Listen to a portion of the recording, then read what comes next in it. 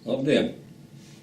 Šodien ir Rīgas enerģētikas aģentūras energoefektivitātes informācijas centra izbraukuma pasākums, un mūs laipni piekrita un sagaidīja un piekrita iepazīstināt ar siltumapgādes tehniskiem risinājumiem un, tā teikt, apmācību procesu akciju sabiedrībā Rīgas siltums. Mēs cenšamies nodrošināt nepārtrauktu un drošu siltumapgādi Rīgas pilsētā. To mēs nodrošinām gan no valsts siltumavotiem, TEC 1, TEC 2. Ir mums arī tīklos ieslēgts viens komerces siltumavots Jūlas Jauda, un arī Rīgas siltumavoti, kur pārsvarā ir izvietot kreisā krasta siltumtīklos. Labajā krastā no lielākiem Rīgas siltumtīkliem ir Vecmilgrāvju siltumcentrāla, tieši Vecmilgrāvī. Kreisajā krastā lielākā ir Imanta, Zasulauks, Zietniekkalns un siltumcentrāls Daugavpils. Tātad dispečera dienesta uzdevums ir atkarībā no siltumenerģijas pieprasījuma daudzuma un no laika apstākļiem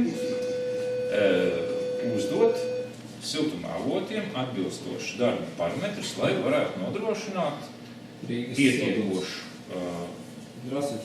siltumapgādi galējos punktos. Tātad, lai galējās punktos būtu nepieciešamā siltumnesēja temperatūra un spiediens stabilība.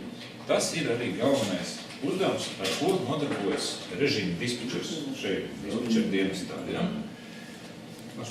Tātad, paralēli tam režīma dispečers seko pareizai siltumtīklu un siltumavotu darbību.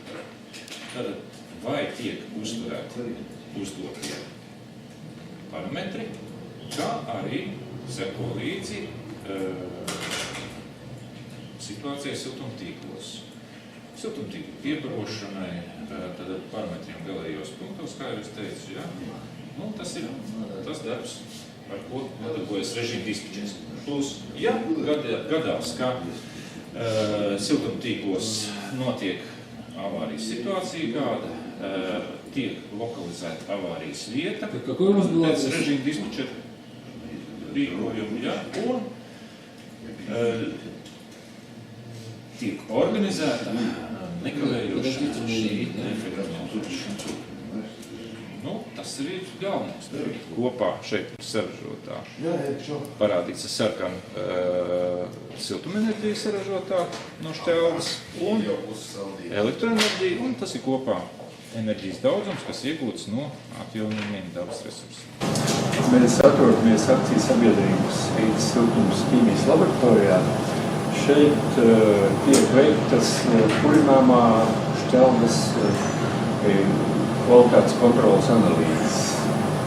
Tiek noteikts Šķeldas mitrums, dalgu saturs un siltumspēja. Šie rādītāji tālāk tiek izmantoti, lai aprēķinātu siltumavotu darbības efektivitāti. Un šeit jūs redzat kalorimetru, ar kuru palīdzību tiek noteikta Šķeldas siltumspēja. Siltuma bezpersonāla skatlumajas ir aprīkota ar palēnātu vadību un kontroles sistēmu. Tā nosaka objekti visu laiku zem stingru kontrole, un mēs varam to redzēt ne tikai tehnoloģiski parametri, avarijas signāli, bet arī viņus regulēt uzreiz, ja to nepieciešams. Bezkanāla caurules kā tādas, tas nav jauns izgudrojums. Vienīgais, ka patreiz visur pasaulē, un mēs Rīgā arī izmantojam bezkanāla rūpnieciski izolētus caurules. Tas nozīmē, ka visi izolācijas darbi notiek rūpnieciskos apstākļos, un uz vietas tikai savieno stiķus. Process notiek ļoti ātri, neaizņem lielu laiku, ja, un tas ļoti pātrina kvalitāti, montažas darbu kvalitāti. Mūsdienīgas caurules, rūpnieciski izvēlētas caurules, izmanto signalizācijas sistēmas, kas sastāv no 2 vara vadiem, un tā sistēma atļauj ļoti ātri konstatēt defekta veidu un atrast arī vietu, izmantojot speciālu mēru aparātus. Un, protams, ir vajadzīgi speciāli apmācītie cilvēki ar zināmo pieredzi. Apmācība nav pārāk sarežģīta, un noplūdes un defektu vietu meklēšana notiek diezgan ātri un diezgan precīzi. Akcijas sabiedrības Rīgas siltums siltummezglā, tātad mūsu pašu darbinieki un arī apmeklētāji no malas tiek iepazīstināti un apmācīti darbam ar siltummezglu, kā viņi pareizi apieties un kāda viņam būtība. Tātad siltummezgls mums ir nepieciešams, lai mēs varētu uzskaitīt siltumenerģiju, nokontrolēt parametrus un arī ieregulēt sev vēlamos parametrus.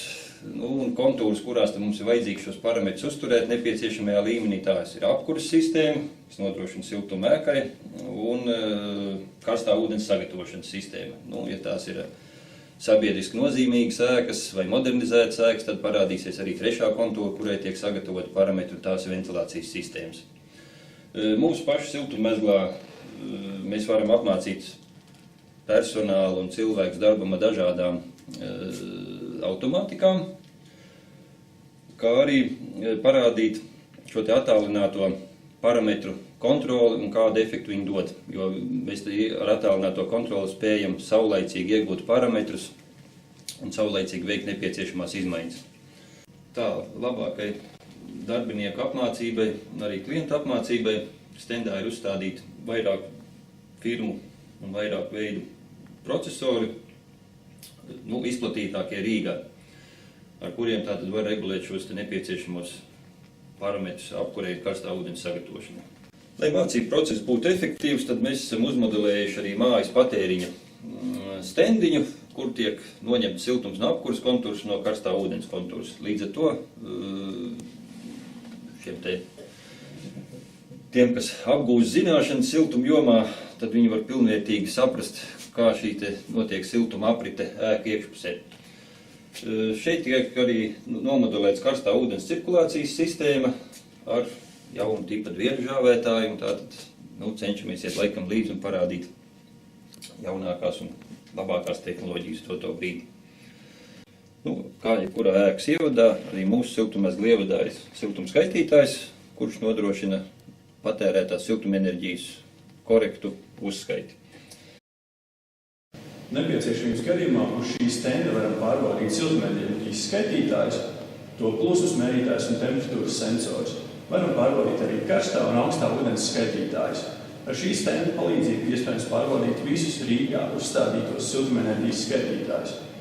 Tā kā siltumenerģijas skaitītāju pārbauda ir pilnībā automatizēta un rezultāti tiek aprēķināti ar datoru, cilvēciskā faktora kļūda šeit tiek pilnībā izslēgta.